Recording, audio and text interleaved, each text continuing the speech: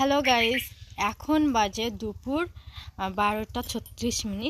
তো এখন দেখো আমাদের রানিমা কি করছে। এই যে দেখো আমাদের রানিমা এখন দাঁত মাজছে,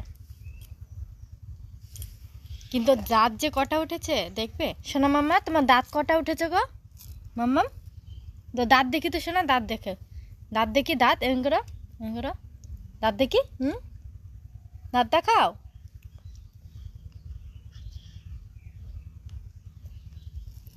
ওর দাঁত উঠেছে নিচে দুটো আর উপরে চারটে, আর মাড়ির দিকে মানে একটা উঠছে কেবল। তো এখন থেকেই ও দাঁতের যত্ন করছে, দেখতে পাচ্ছ, যাতে ওকে ভবিষ্যতে ওর দাঁতগুলো যাতে একদম হীরের মতো চকচক করে, সেই করে না না মাম্মা।